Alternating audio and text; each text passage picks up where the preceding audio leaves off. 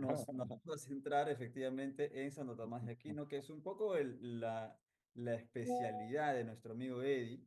Eddie, que ha hecho de hecho una tesis, como mencioné hace un momento, sobre la teoría del conocimiento y la antropología de Santo Tomás. Él es magíster de artes por la Universidad Franciscana de Steubenville, no sé si lo he pronunciado bien, Steubenville dicen en inglés, Steubenville. a Steubenville, en Estados Unidos. Es licenciado canónico en Filosofía y Teología por el Ateneo Pontificio Regina Apostolorum en Roma. Estoy pronunciando Regina Regina, muy bien, a lo italiano. claro, Claro. porque si no es Regina, ¿no? Con la tesis que mencioné hace un momento. Ha sido también profesor de filosofía en la Facultad de Teología Pontificia Civil de Lima, de la cual fui alumno, no fui su alumno, pero fui alumno de la facultad. Profesor también en la Universidad Católica San Pablo de Arequipa y la Universidad Católica Sede Sapiencia, entre otras. Y actualmente es conductor de programas radiales y televisivos por EWTN o EWTN en Perú. Un honor tenerte aquí, Eddie. Gracias, un honor estar acá. Hemos compartido otros espacios gracias a la Asociación Tolkien Católica Peruana y la Sociedad Tolkien Peruana, y ahora estamos aquí en el Perú. Te dejo con el público a tu Bien, bien. disposición. Te dejo Perfecto, para escuchar directamente. excelente. Un gusto estar con ustedes. Entonces voy a compartir el inicio de esta presentación para acompañar básicamente las reflexiones y aquí espero que nadie se deslumbre con este fondo. Pero la cosa es que una vez yo estaba buscando en internet y dije, Tolkien y Santo Tomás, ¿habrá algo al respecto? Y me puse a buscar y lo primero que salió fue esta, esta obra, La Flama Imperecedera, Tolkien, Santo Tomás y las metafísicas del fairy, o sea, de este género literario de los cuentos de hadas que revaloró y desarrolló Tolkien a un nivel sin precedentes, ¿no? En todo su legendario. Y entonces con este libro dije, ah, mira qué interesante, y dije, bueno, ¿valdrá la pena? Supongo que sí, porque nunca he visto algo que trate la relación entre Tolkien y Santo Tomás de Aquino, que me pareció que podría ser muy interesante. Yo pensando, claro, en la relación entre Santo Tomás de Aquino y Dante Alighieri, la Divina Comedia, que es reconocidamente una obra, la Divina Comedia, la más grande, el más grande poema épico seguramente jamás escrito. Además, es un poema, o sea, rima, tiene metro, tiene todo, es un poema perfecto. Y Dante Alighieri, reconocidamente, o sea, tiene a Santo Tomás como, digamos, el esquema de fondo teológico y filosófico de esa obra, donde representa la historia reciente europea a la luz de el significado trascendente de las acciones humanas y la historia humana, que es, por supuesto, el juicio, la gloria, el infierno, el purgatorio, como un proceso para disponernos más plenamente a poder entrar en la gloria. Y entonces dije, sí, pues hay una relación, debe haber una relación. Y de repente encontré esta tesis tan interesante y luego encontré este comentario de Joseph Pearce. Joseph Pearce es un autor, se escribe Pearce, Joseph Pearce, y él ha escrito obras sobre todo tipo de figuras literarias. Es seguramente el mejor, el más importante escritor sobre temas literarios, o sea, sobre biografías y, en fin, ¿no? Shakespeare, por supuesto, Tolkien también. Entonces, yo no he leído sus obras, sus libros, pero sí he leído artículos de él que siempre me han deslumbrado, me parecen tremendamente interesantes. Y justo encontré una reseña, breve reseña que hizo sobre este libro, con estas páginas. Dentro de estas páginas densas y brillantes, viajamos al núcleo del corazón y la mente tomistas de Tolkien. Me pareció, wow, qué afirmación tan fuerte. Pero, en fin, es alguien que ha escrito, por ejemplo, el libro Tolkien, Man and Myth, Tolkien, Hombre y Mito. La lectura, continúa Pierce, de este libro engendra una convicción inquebrantable de que no se puede separar a Tolkien de Tomás más de lo que se puede separar a Dante Alighieri, de Tomás. Santo Tomás de Aquino no habría, sin Santo Tomás de Aquino no habría existido la Divina Comedia. Sin Tomás de Aquino, afirma Peirce, no habría existido la Tierra Media. En resumen, este libro es una lectura absolutamente esencial para cualquiera que tome a Tolkien lo suficientemente en serio como para entenderlo más profundamente. Dije, oh, este es mi libro, considerando que esta recomendación viene de Joseph Peirce. Y entonces pensé, bueno, Y lo leí, y ahora esta breve charla, porque no tenemos mucho tiempo, va a ser justamente sobre esta relación que hay a nivel del fondo de Tolkien, el fondo tomista de Tolkien, como lo plantea Joseph Pearce. Y ahí pues el título de esta charla, Tolkien y Tomás de Aquino, raíces cristianas del Ainilundile, el relato de la creación. El autor de este libro propone que Tolkien justamente le presenta esto, ¿no? Tolkien no alude, porque uno diría, bueno, ¿dónde están las citas tomistas de Tolkien? No se encuentran citas tomistas de Tolkien. Entonces uno dice, bueno, ya, pues este hombre quiere entender a Tolkien de esa manera. Pero lo que él va a demostrar, va a argumentar paso a paso, es que en efecto la comprensión que Tolkien tiene de la realidad es una comprensión marcada profundamente por la visión tomista. ¿A raíz de qué? Voy a justamente hablar de por qué es completamente razonable que tanto él como, por ejemplo, G.K. Chesterton, Gilbert Keith Chesterton, tenían básicamente ese tipo de afinidad con esta cultura tomista que se estaba desarrollando fuertemente en la iglesia en la primera mitad del siglo XX. Vamos a ver por qué se está desarrollando esa cultura. De manera que veremos justamente también con Chesterton, que tiene también esa afinidad. Si bien Chesterton no es que leyera y estudiara a Tomás explícitamente, escribió lo que Etienne Gilson y Jacques Maritain, seguramente los más importantes tomistas de la primera mitad del siglo XX, consideran la mejor biografía jamás escrita de Santo Tomás de Aquino. O sea, ¿cómo sucede esto? ¿Cómo pasa esto que una persona que no se dedica, y es lo que decían Etienne Gilson, ¿no? Yo me he dedicado toda la vida a estudiar a Tomás y ojalá hubiera podido escribir una biografía como esta, que Chesterton escribió rápidamente después de consultar algunas obras de Tomás. O sea, ¿qué pasó ahí? Vamos a ver justamente tener esta sintonía que es la que demuestra, me parece, como dice Pearce, convincentemente, el autor de esta biografía. Dice lo siguiente, el autor de esta biografía, justamente. Tolkien no alude a Santo Tomás en ninguno de sus escritos, sin embargo, esto por sí mismo no es concluyente, ya que tampoco menciona a San Agustín, a Boecio, a Platón, a Nietzsche o a cualquier otro pensador importante cuyas obras Tolkien conocía con certeza y a la luz de cuyo pensamiento sus historias han sido examinadas perspicazmente por otros. O sea, básicamente se ha estudiado a Tolkien desde San Agustín, desde Platón, desde Nietzsche, autores que Tolkien ciertamente conocía porque era un académico. Entonces dice, bueno, sería interesante estudiar a Tolkien también verlo desde esta perspectiva, y esto justamente es lo que va a arrojar que la mejor manera de entenderlo, como me parece que demuestra el autor, es desde Santo Tomás, a nivel de fondo, de supuestos últimos, de en qué se basa su realidad literaria. Bueno, para entender por qué había tanto de Tolkien, perdón, de Santo Tomás de Aquino en el ambiente católico, un personaje de primera importancia es el Papa León XIII y su encíclica Eterni Patris, con el subtítulo sobre la restauración de la filosofía cristiana conforme a la doctrina de Santo Tomás de Aquino. León XIII fue papa entre 1878 y 1903. Y con esto lo que plantea León es que el pensamiento católico tiene una filosofía de primer nivel en el pensamiento, en los argumentos, la filosofía de primeros principios y las aplicaciones que hace Tomás a tantos diferentes campos, en el pensamiento de Santo Tomás, y que sería la mejor manera para que la parte católica se aproxime al pensamiento moderno.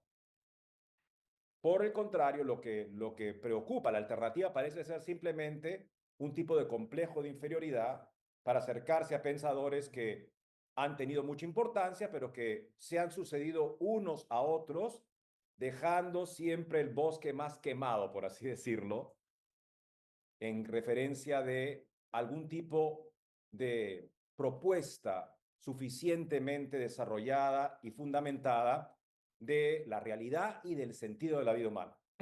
Tomás argumenta muy bien esa posición. Vamos a ver por qué. O sea, justamente de dónde parte Tomás para pensar a fondo la realidad. Y sería muy bueno que los católicos pues conocieran bien a Santo Tomás y que fuera básicamente el inspirador, el doctor communis, nuevamente este término que quiere decir que Tomás es un doctor que llega a la excelencia en todos los temas que plantea. Entonces, las instituciones católicas deberían abrazar este pensamiento para poder ir al encuentro del mundo de una manera auténticamente católica que le permita justamente, como Tomás hace muy bien, entablar una discusión respetuosa del interlocutor, del rival, y capaz de enriquecerse de las propuestas del rival, incluso contrarias a la propuesta católica, enriquecerse de ellas y incorporar todo lo válido del argumento del rival, mientras que la pretensión exclusiva del rival de que esto es lo único que importa, es lo que sí, finalmente, después de esa discusión, queda superado. Interesante, ¿no? Tomás hace eso en cada argumento, que él plantea justamente en este estilo de la cuestión disputada, donde quieres hablar verdaderamente con el teórico, el otro experto sobre el tema, cualquier tema, expresar de una manera muy respetuosa y veraz la posición de este interlocutor para luego articular tu argumento que va a lograr enriquecerse de los elementos principales muy válidos del argumento del interlocutor que parecen llevarlo a una conclusión anticatólica, pero de manera que simplemente acaban sumándose a esta verdad católica y de manera que la pretensión exclusiva del rival, muy común en la modernidad, solo esto importa, solo es, lo demás no vale, lo demás, ese tipo de pretensión inútil finalmente queda superada. Okay. Otra razón por la que podemos decir que en Tomás, perdón, en Tolkien hay influencias de este tipo es por el padre Francis Morgan, que fuera su tutor, y que lo que este autor argumenta es que la suma la suma teológica que tenía Tolkien y que está justamente anotada por él en algunas cuestiones, que parece que tenían que ver con la conversación que tuvo con el padre Morgan con respecto a posponer el cortejo de su pretendida hasta que fuera mayor de edad. Al parecer, él estaba buscando argumentar a partir de la suma, porque tal vez no tenía que esperar hasta su adultez, es interesante, pero él justamente aborda eso en una breve parte del libro. Bueno, el padre Morgan es, por supuesto, un hijo espiritual de San John Henry Newman. Y San John Henry Newman es una persona que es un gran pensador, el más importante teólogo que escribe en inglés, seguramente del siglo XIX, converso al catolicismo, una persona brillante, recientemente canonizado por el Papa Francisco. Y él sostenía que su pensamiento era completamente concorde con el pensamiento de Santo Tomás en todos los principios. Bueno, entonces, evidentemente, eso lleva a que el padre Morgan pues también tenga una gran afinidad por Santo Tomás, como recibida de su mentor, digamos, John Henry Newman. Pero también no podemos olvidar a San Felipe Neri, el fundador del oratorio. El padre Morgan era oratoriano, John Henry Newman fue el fundador del oratorio de Birmingham, al que pertenecía el padre Morgan. Y San Felipe Neri es una persona que la conocemos tal vez por películas, donde, claro, las películas siempre son una simplificación dramática de la realidad, donde se le presenta como una persona simpática, ocurrente, y lo era, tremendamente simpático y ocurrente, encantaba a las personas con su sentido de humor y su genialidad, pero San Felipe Neri, según biografías de expertos que estudian su vida, era una persona que era tenido por un hombre muy culto y docto en su tiempo, uno de los hombres más cultos de Roma. Eso no lo ves en las películas, ¿no? Y que además leía a Santo Tomás de Aquino todos los días. Entonces también, si volvemos a las raíces de esta familia espiritual oratorio, encontramos a San Felipe Neri leyendo a Santo Tomás todos los días. Bueno, esto nos permite entender por qué el pensamiento tomista era importante también en este hogar adoptivo de Tolkien, que fue el oratorio de Birmingham tras la muerte de su madre, que le encomendó justamente al padre Morgan la crianza de los muchachos. Y aquí tenemos pues a unos grandes de este momento en la historia. Tiengil Son, un un autor católico de primer nivel cultural mundial, que publicaba grandes libros cada año, con un tipo de tomismo histórico, una capacidad de entrar a la historia para entender el pensamiento. Eran libros que eran leídos en cualquier facultad principal donde se trataran temas de los que interesaban a Etienne Gilson, y él fue el que estableció, por ejemplo, los estudios medievales como estudios dignos de tener facultades y programas en las principales universidades del mundo. Un católico tomista, no siempre fue tomista, se convirtió al tomismo, descubrió el tomismo, y entonces fue un tomista siempre consciente, decía él, de que cuando uno empieza a llamarlo tomista, decía él, uno se da cuenta cuán lejos está de las expectativas de las personas, porque él consideraba que era tremendo por ser llamado tomista. Acá, pues, en la esquina superior tenemos a Jacques Maritain, él sí converso al catolicismo, de una filosofía nihilista, donde había decidido con su esposa, Raisa, suicidarse si no encontraban el sentido de la vida en un periodo que se habían fijado, porque consideraban que la vida era un vacío de sentido. En ese contexto encuentran a un pensador católico, no intelectual, pero sí con un pensamiento muy fuerte, un místico, que los ayuda a entrar a la Iglesia Católica, y una convalecencia de la esposa la acompaña un padre espiritual dominico, que hace que la esposa se quede deslumbrada con Tomás, como se le explica ese dominico. Los dominicos son grandes tomistas, normalmente por tradición, y esto hace que la esposa le comente a Maritain el pensamiento de Tomás, y Maritain, que está deslumbrado con ser católico, dice, wow, puedo pensar a profundidad en todos los temas que me interesan como filósofo siendo católico, porque está ahí Tomás, ¿no? Y él llegará a decir, ay de mí si no tomasizo, finalmente, una vez que descubre la importancia del pensamiento tomista. Bueno, estos autores eran muy influyentes, como también Chesterton, por ejemplo, era muy influyente. Lewis, antes de convertirse al cristianismo, cuando era agnóstico aún, decía que el hombre más sensato del mundo era G.K. Chesterton. Y Gilbert Keith Chesterton escribe un libro que influye, un capítulo de este libro, Ortodoxia, influye mucho sobre la teoría literaria de Tolkien. Influye sobre el ensayo de Tolkien sobre los cuentos de hadas, en el que expone muchos de los principios literarios que subyacen su propia ficción. Tolkien los escribe ahí, y debe mucho en particular a la visión filosófica de Chesterton que él presenta en el tercer capítulo de Ortodoxia, la ética del país de los enanos. Y claro, Chesterton escribe esta biografía que Gilson y Maritain, gigantes académicos, decían, es la biografía que todo tomista hubiera querido poder escribir.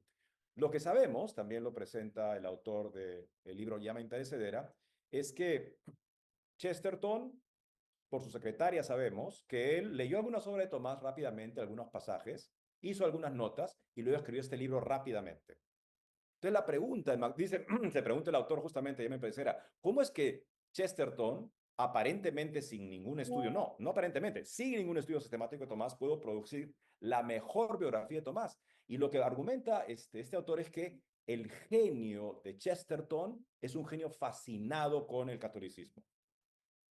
Y de esa manera él ha logrado un tipo de sintonía que le permite como que tener una connaturalidad con el pensamiento sistemático católico, cuyo mayor exponente es Tomás de Aquino.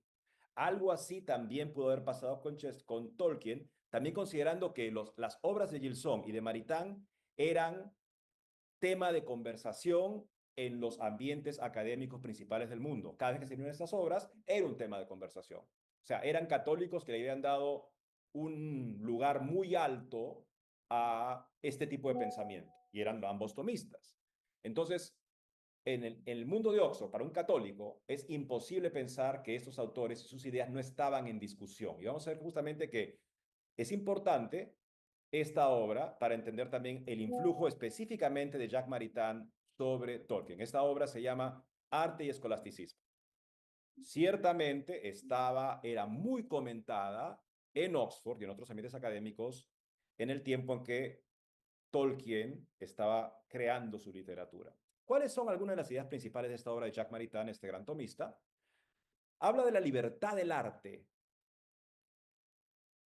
Es una libertad con respecto a la naturaleza, pero sin embargo es como que coherente con ella, la imita, como que la desarrolla.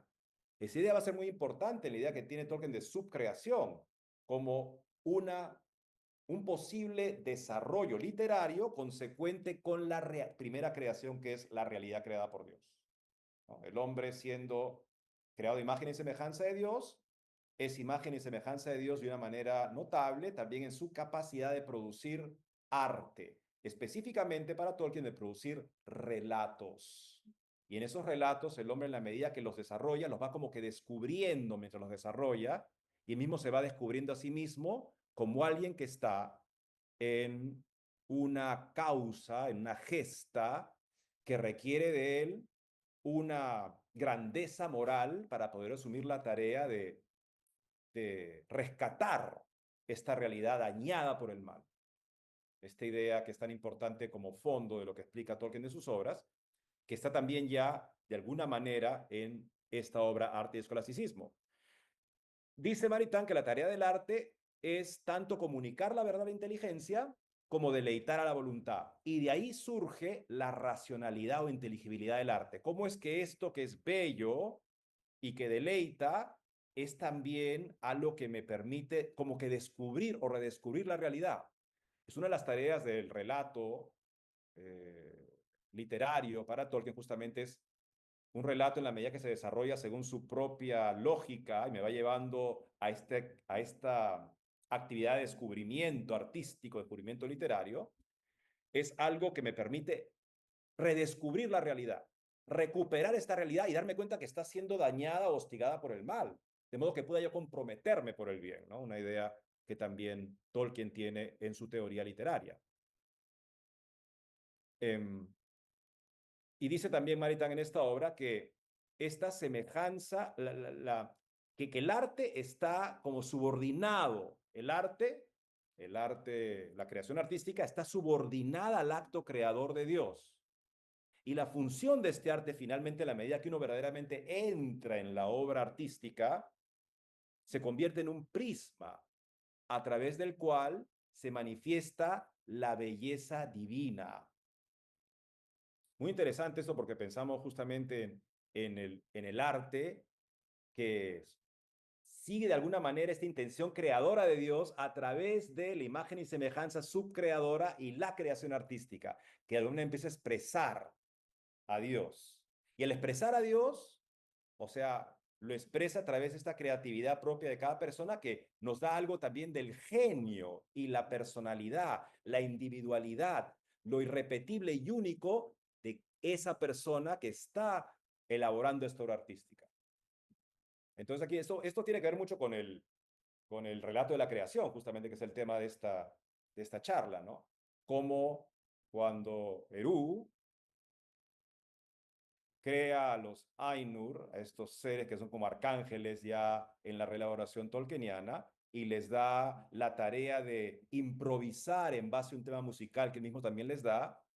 En la medida que ellos desarrollan este tema musical, cada uno contribuye su parte, se va manifestando lo que cada uno de ellos es, en su capacidad de aportar eso que cada uno aporta y que complementa lo que todos los demás hacen.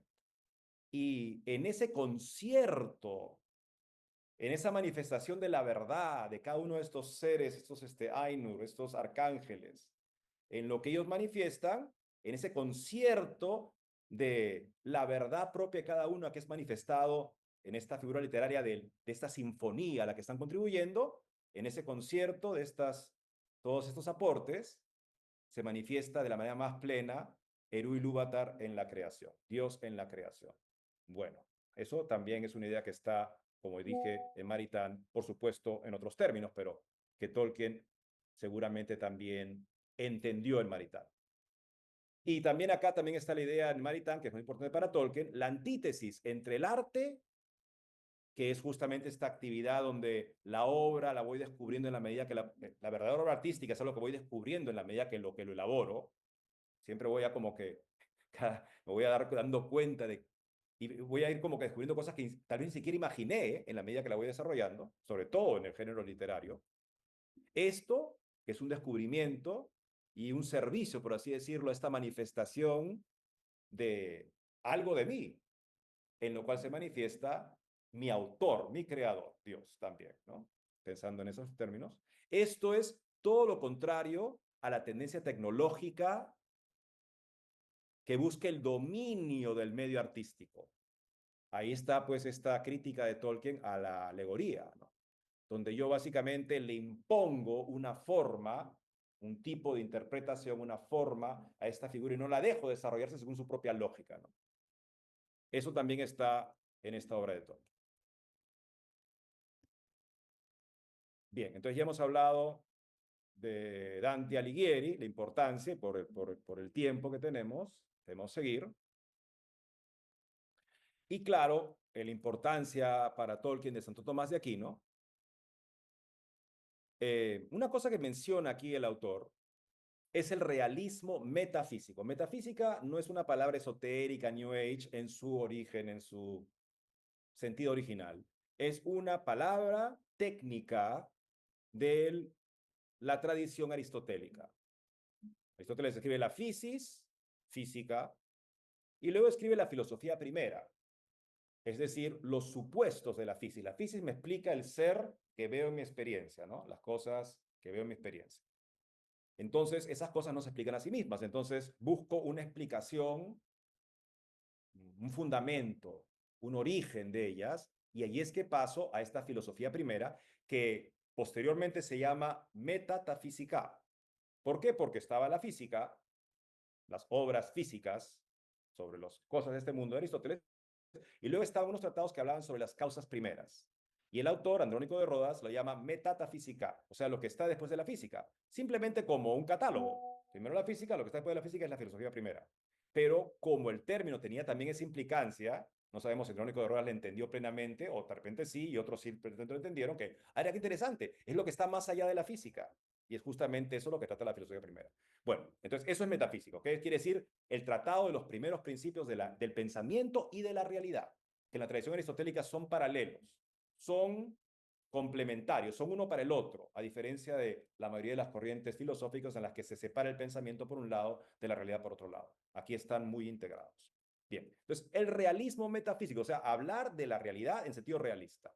Las cosas tienen una realidad independiente de la mente, que depende de la mente divina en virtud de su creación.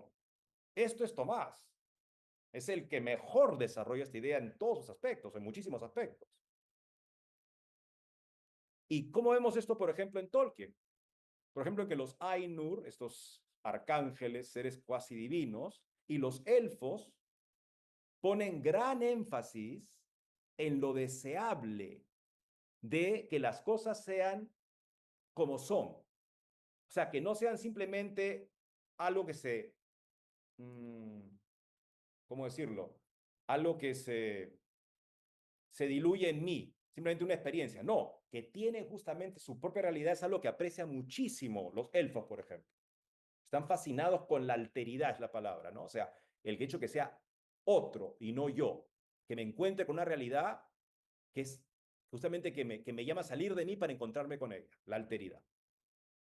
Es esta conciencia del parentesco, o sea, este tipo de relación y la alteridad simultáneo de las cosas y su familiaridad a la vez y su rareza. O sea, tengo una cierta relación con ellas porque también soy creación, pero también tienen una diferencia que las hace como que fascinantes, diferentes. Esto fascina, captiva mucho la atención de los elfos, que según Tolkien es una de las principales tareas que todos los cuentos de hadas deben cultivar y mantener. O sea, llevarnos a ver la alteridad, o sea, aquello que es diferente de mí, para que yo pueda encontrarme con ello, eso me saque de mí, por ejemplo, de la pretensión de querer reducir todo a mis objetivos, a controlar según en vistas de lo que yo puedo ver ahora, algo que literariamente se podría hacer con las alegorías, por ejemplo, ¿no? Controlar y reducir, no, no. Acá la cosa es que yo veo lo que es diferente de mí. Y recuerden que en la medida que yo estoy escribiendo una obra literaria, yo voy a estar descubriendo todas las implicancias de esa figura, de ese personaje, de esa situación, de esos desafíos. Lo voy a ir descubriendo, ¿no? Entonces, ¿tengo una afinidad con ellos? Sí. ¿Me habla de mi vida? Sí. ¿Me descubro el sentido de mi vida? Sí, a través de esta literatura que me ayuda a redescubrir la realidad en estos términos, como algo diferente de mí, pero que tiene una relación conmigo y que me llama también a mí, a involucrarme con esa realidad diferente y sin embargo también familiar. ese tipo de relación con la realidad es una de las principales tareas. Plantearla, expresarla bien, dejar justamente que eso se desarrolle, es una de las principales tareas de los cuentos de hadas que deben cultivar y mantener. También dice que el autor algo interesante. Tomás y Tolkien ambos comparten una catolicidad común de universalidad, o sea, tienen como una visión que se extiende hacia lo universal. En el caso de Tomás, por supuesto, las ciencias de los fundamentos filosóficos y teológicos, universalmente una síntesis, y en el caso de Tolkien, este tipo de síntesis literaria de las fuentes legendarias, míticas que él asimila, pero también su capacidad justamente de sintetizarlas, como hace Tomás, como también hace Tolkien. Y también plantea el autor una cosa interesante, la unidad moral de ambos. O sea, tienen una gran unidad moral en su vida.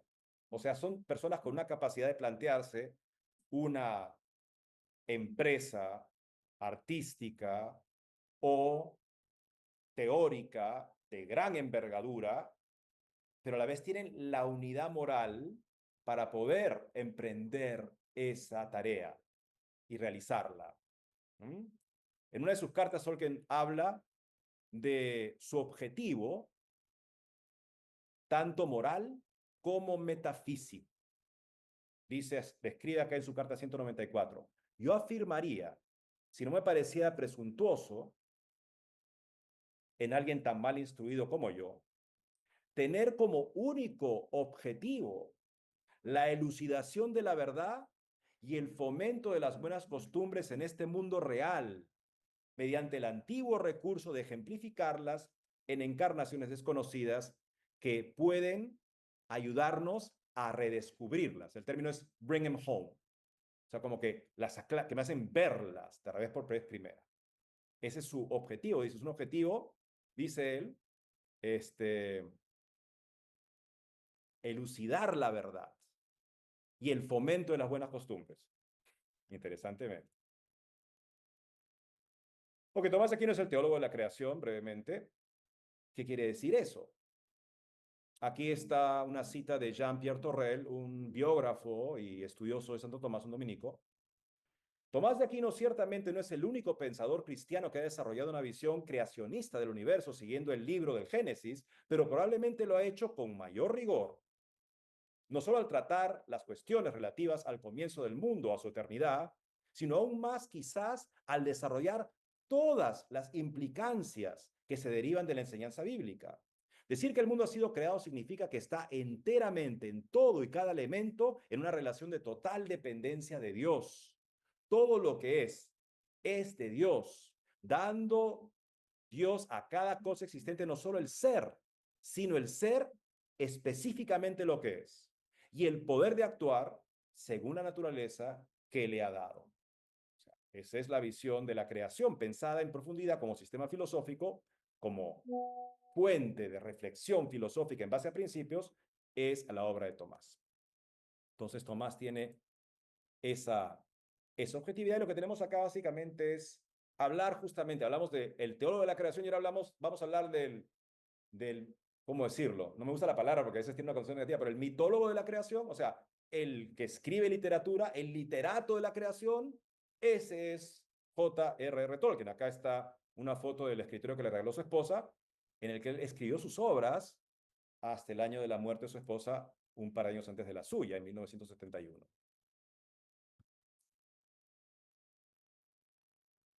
Bueno, aquí justamente alguien está conectando.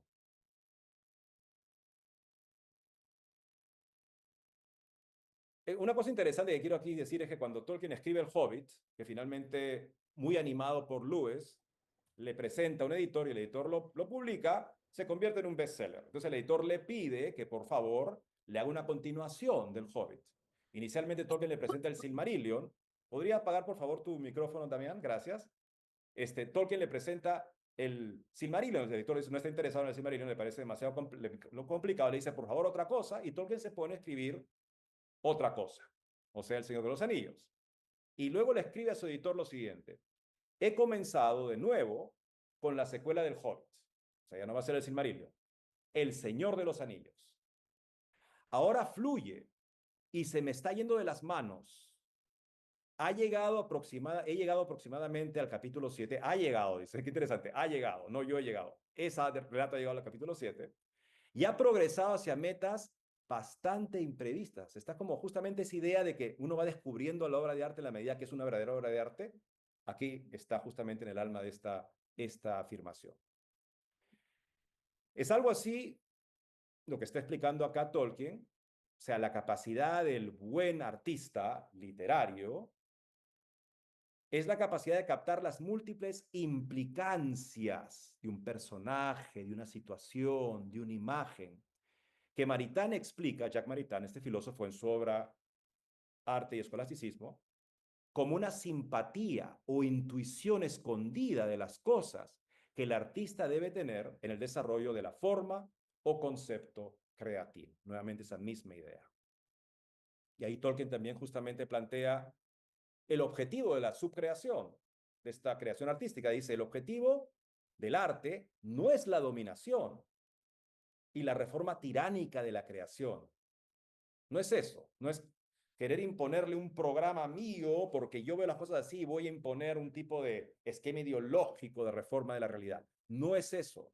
El objetivo es el arte, descubrir esta realidad, no imponer un esquema predeterminado. Tolkien define la facultad de la imaginación, interesantemente, como el poder de dar a las creaciones ideales la consistencia interior de la realidad. O sea, nuevamente eso lo pone en perfecta sintonía con Tomás de Aquino.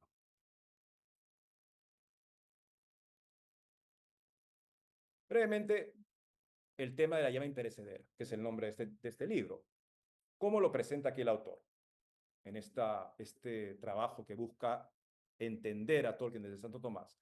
La llama imperecedera no es nada menos que la fuerza o el poder creativo del creador por medio del cual da el don del ser, ya sea el don de la existencia material, en el caso del mundo físico, o el don de la existencia libre, espiritual y subcreativa, otorgada a los seres racionales pero finitos. La llama imperecedera, en resumen, es el poder por el cual el Ilúvatar trae las cosas a la existencia. O sea, le da al hombre también esa capacidad de subcrear, no crear de la nada, pero subcrear en base a la creación primera, de modo que él lo expresa, por ejemplo, en la creación artística. Tolkien incluso acuñó una expresión élfica que captura el principio tomista anterior de que Dios causa el ser en las cosas. Escribe justamente así Tolkien. No solo cuando comienzan a ser, sino mientras se conservan en el ser. Y lo llama oincarme eruo, la producción perpetua por parte del uno y gestión del drama que sucede a la creación de seres libres. Hay un nivel, escribe Mackintosh, el autor de este libro, en el que para Tolkien el relato de la creación presentado en el Anunlindale no es casual, sino fundamental para el significado de su mitología en su conjunto, en la medida que de principio a fin está principalmente relacionado con la relación de la creación con el hacer y la subcreación. Así plantea él justamente, ¿no? Este relato de los inicios, el Anulíndale, es fundamental para entender la obra, el significado de todo el legendario, porque este legendario tiene que ver, dice él, con la relación de la creación, con el hacer y la subcreación.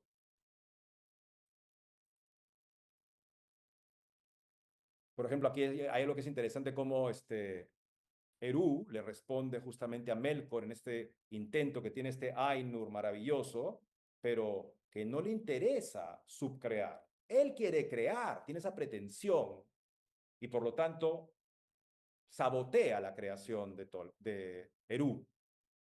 Este Ainur que finalmente va a ser justamente el origen de tanto mal, ¿no? De todo el mal que vemos también en Ea, posteriormente en los Balacuenta del Silmarillion.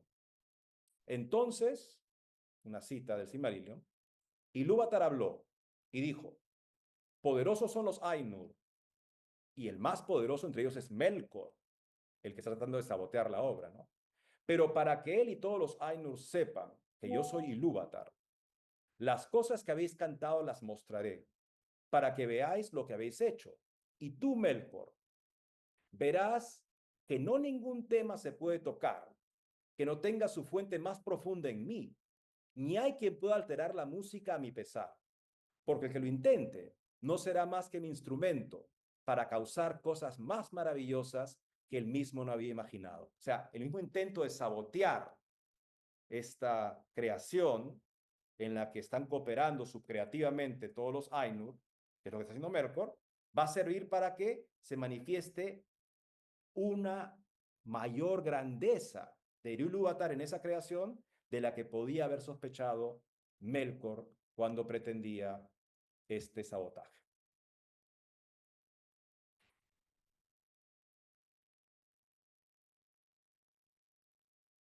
Brevemente, quiero simplemente cerrar con esto. El concepto, como lo plantea y lo interpreta Tolkien en sus cartas, de los Valar, que son los Ainur en cuanto entran a cooperar con el desarrollo del mundo y la historia, y los Maiar como ángeles o seres angelicales, y los Istari o magos como ángeles guardianes, así los describe, ¿no? Para la forma de pensar tomista de Tolkien, escribe Mackintosh, el carácter altamente mediatizado de su cosmología ficticia, o sea, es ficticia, es una subcreación, es algo que no pasa, pero que es coherente con la creación. Es algo que podría ser coherente con la creación, ¿no? Pues ahí está la creación del autor, pero claro, algo que no ha existido, pero que nos permite redescubrir lo que existe, ¿no? Y comprometernos con el bien, contra el mal. O sea, el carácter altamente mediatizado, porque vemos justamente que estos seres, todos están cooperando en este proyecto de Eru. No es que Eru los necesite, es que Eru les da la dignidad de ser cooperadores, subcreadores de esta obra suya. De modo que incluso los ataques contrarios a ella, los intentos de sabotaje, servirán incluso para llevar a una mayor manifestación, por ejemplo, en la heroicidad de los hobbits, pensemos, ¿no? Para dar un ejemplo. El papel mediador de los Ainur, los Valar, los Maiar y los Istari en el mundo de Tierra Media no es por lo tanto una competencia, una amenaza para la presencia activa del Creador, sino que es una garantía y un signo de esa presencia activa. Como dice Tolkien, todos estos seres son la tensión misma de Dios personalizada. Tolkien escribe sobre los Istari, de los que Gandalf, por supuesto, y Saruman son ejemplos. Aquello para lo que fueron enviados principalmente es entrenar, aconsejar, instruir, despertar los corazones y las mentes de aquellos amenazados por Sauron a una resistencia con sus propias fuerzas. Su objetivo no es hacer el trabajo por ellos. Eso sería la pretensión. Yo sé mejor que tú, muévete. Y al hacer eso, te frustro en tu capacidad de tú hacer tu aporte subcreativo a esta gesta común y me voy yo corrompiendo porque me empiezo a parecer en alguien que se quiere apropiar de la creación según mis propósitos, que nunca van a ser, por supuesto, los de Ilúvatar.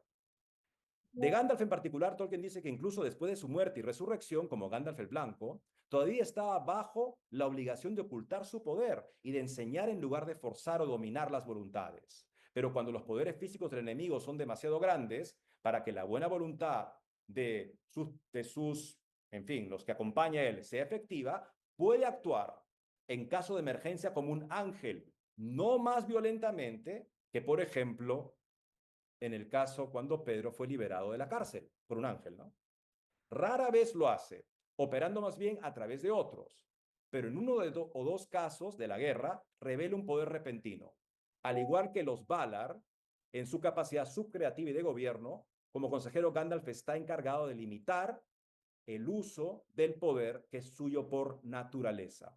Pero dado que desde el punto de vista de esta mitología, el poder, cuando domina o trata de dominar a otras voluntades y mentes, excepto cuando las convence para que actúen según la verdad, según su razón, cuando busca dominar y así anular a los que son inferiores, pensemos nosotros somos inferiores a los ángeles, se convierte en malvado. La tentación principal para estos magos será la impaciencia, lo que llevaría al deseo de obligar a otros a sus propios fines, los de, pensemos, Saruman o Gandalf, y así inevitablemente al final, al mero deseo de hacer efectivas, perdón, sus propias voluntades por cualquier medio. A este mal Saruman sucumbió, Gandalf no. Entonces tenemos justamente esa perspectiva en la que el rol que tienen los que son más capaces es ayudar a los que pueden ser menos capaces para que ellos puedan hacer el aporte que solamente ellos pueden hacer.